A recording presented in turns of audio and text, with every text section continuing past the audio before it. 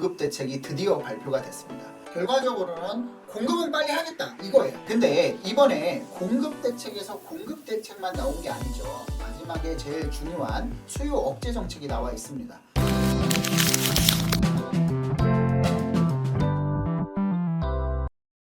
안녕하세요. 반갑습니다. 이충민의 부말리입니다. 이번 정부 들어서 처음 공급 대책이 드디어 발표가 됐습니다. 97 공급 대책인데요. 우리가 지금까지 627 대책 이후에 시장에서 공급 대책이 안 나와줘가지고 굉장히 이 공급 대책을 기다리고 있었습니다. 그래서 굉장히 이제 기다림 속에서 지치다가 다시 627 대출 규제 정책의 효과가 떨어지고 있는 이 시점에서 97 공급 대책이 발표가 됐는데, 오늘은 발표 내용만 살펴볼 것이고요. 여기에 대한 정확한 효과라든지 아니면은 미래에 대해서 이 공급 대책으로 인해서 부동산 시장에 어떤 영향을 미칠지에 대해서는 9월 10날 수요일날 저녁 8시 이충민의 부말리 라이브 시간에서 다뤄보도록 하겠습니다. 그러면 어떤 공급 대책이 나와 있는지 본격적으로 살펴보도록 하겠습니다. 보도자료를 살펴보면요, 이번 정부에 대해서 주택 공급 확대 방안을 발표를 했는데 2030년까지 수도권에 총 135만 가구, 연으로 따지면 27만 가구를 신규 착공을 한다라고 합니다. 인허가가 아니라 착공 물량이라고 말씀드릴 수 있고요. 그리고 두 번째는 공공택지에서 LH가 주택사업을 직접 시행을 한다라고 합니다. 3기 신도시를 말하는 거고요. 공공택지에서는 LH가 주택사업을 직접 시행하여 공급 확대 및 공급 속도를 내겠다. 그 다음에 세 번째는 노후 임대주택, 아니면 또 노후 공공청사, 미사용 학교용지 등 활용해서 도심 내 주택 공급을 확대하겠다. 이렇게 나와 있습니다. 수도권의 공급 확대입니다. 첫 번째는 공공택지를 LH가 직접 시행을 한다라고 해서 공급 속도를 굉장히 높인다라고 합니다. 3기 신도시 같은 경우에는 지금 약 40%에서 50%까지는 LH가 민간건설사에 분양을 할 것으로 예상을 했었는데, 이 부분에 대해서 민간건설사에 분양을 하지 않고 직접 시행을 모두 다 진행을 한다라고 합니다. 그렇기 때문에 3기 신도시 같은 경우에는 이렇게 직접 시행을 함으로써 5만 3천 가구를 공급하고 또 용적률을 상향을 해서 7천 가구죠. 그 다음에 용도 전환 정례화를 통해서 1만 5천 가구 해서 7만 5천 가구 플러스 알파를 공급한다라고 합니다. 그래서 공공택지 사업 속도를 또 제고를 한다라고 하는 거죠. 지금 민간 정비 사업 같은 경우도 신속통합기획구역이라든가 아니면 모아타운 모아주택이라든가 이런 부분도 사업 절차를 간소화시켜 가지고 18.5년 걸리던 거를 13년으로 5.5년 단축한다라고 발표가 있었는데, 지금 LH에서 직접 시행하는 사업도 결과적으로 사업기간을 단축해서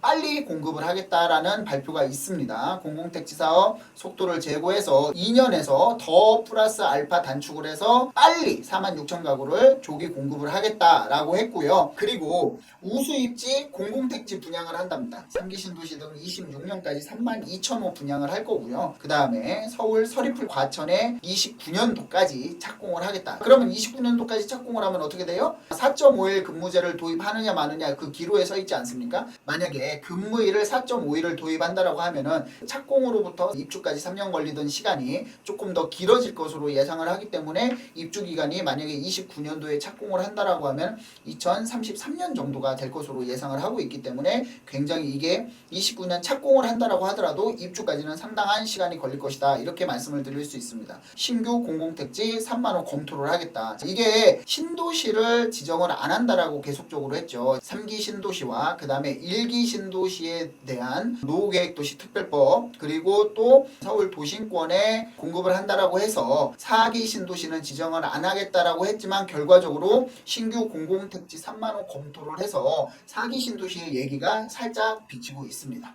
이어서 두 번째는 양질의 주택 공급입니다. 주택 공급을 많이 하겠다라는 건데, 사실 여기에서 뭐 특별히 새로 나온 부분은 없어요. 간단하게 설명을 드리면 노후 공공 임대주택을 용적률을 최대한 500% 완화를 해서 인센티브를 줘서 전면 재건축을 하겠다. 그리고 두 번째는 노후 공공청사, 세 번째는 미사용 통폐합 학교 용지, 네 번째는 도심 유휴부지. 여기에서 특별할 것은 없다라고 말씀드릴 수 있고요. 그리고 도심 정비사업 활성화가 나와 있는데, 이 부분을 좀 살펴보면은요, 공공 도심 복합사업 시즌 2 그 다음에 일기 신도시 등 정비사업을 개선한다라고 합니다. 이거는 노후계획도시특별법으로 해서 최대한 빨리 재건축을 하겠다라는 발표가 계속적으로 있었고요. 그 다음에 현 정부에 들어서도 계속적으로 이거에 대해서 좀 인허가 절차를 간소화하고 이 추진을 좀 빨리 하겠다라고 말이 계속 있었습니다. 그래서 특별할 것이 없다. 그리고 세 번째는 정비사업제도 종합 개편을 해서 보다 빠르게 필요한 지역에 주택을 확보하겠다. 23만 4천 가구로 굉장히 큰 계획을 하고 있습니다. 그리고 여기에서 이제 마지막 세 번째를 설명을 드리면요.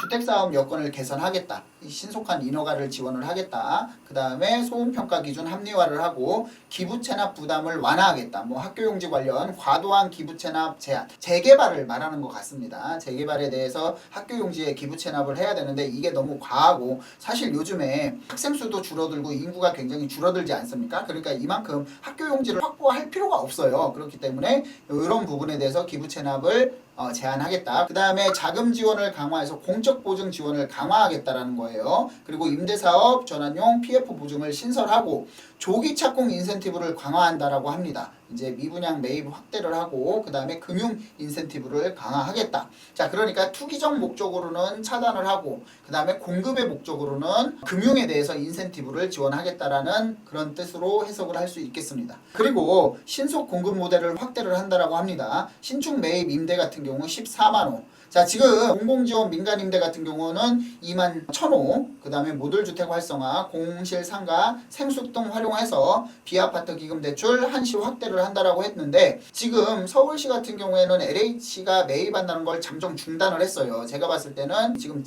지난주에 공문이 나왔는데 지금 잠정 중단을 했는데 제가 봤을 땐 이 발표를 하기 위해서 잠정 중단을 한 것 같습니다. 결과적으로는 공급은 빨리 하겠다 이거예요. 공급은 빨리 하고 많이 하겠다. 근데 이번에 공급 대책에서 공급 대책만 나온 게 아니죠. 마지막에 제일 중요한 수요 억제 정책이 나와 있습니다.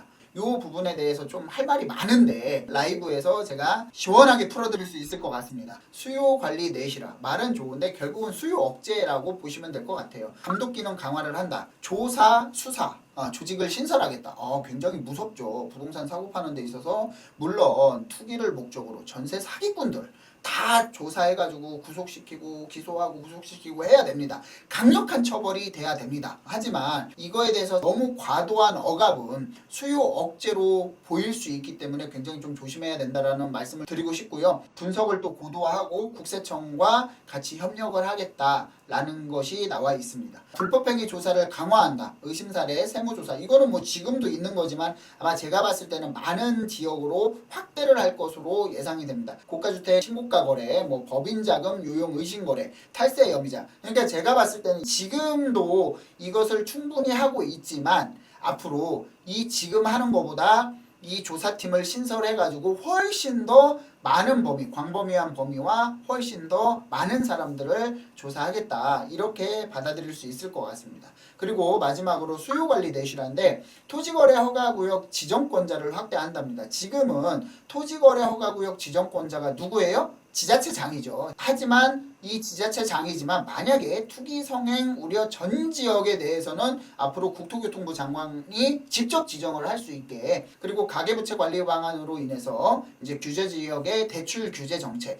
대출 축소, LTV가 규제 지역의 지금 현 50%지만 지금 규제 지역이 어디예요? 강남 상구와 용산구죠. 40%로 강화를 하겠고 그리고 수도권 규제 지역은 주택 매매나 임대사업자 같은 경우에 LTV 0% 아예 안 해준다. 그리고 수도권과 규제 지역 같은 경우 1주택자가 전세 대출 한도가 원래 3억이었어요. 2억으로 1억을 더 축소한다. 이렇게 발표가 됐습니다. 지금까지 97주택 공급 대책 방안에 대해서 좀 설명을 드렸습니다. 이 부분에 대해서 시장에 어떤 영향을 미칠지는 좀 시간을 두고 봐야 알겠지만 이거에 대한 자세한 분석과 시장이 지금 어떻게 돌아가고 있는지 공급 대책에 대해서 시장에 향후에 어떤 영향을 미칠 수 있는지 지금 기대 심리는 잠재울 수 있는지 이 평가에 대해서는 이충민의 부말리 라이브 방송 9월 10날 그러니까 내일 저녁 8시에 한번 시원하게 풀어드리는 시간을 갖도록 하겠습니다. 오늘은 여기서 마무리하겠습니다. 감사합니다.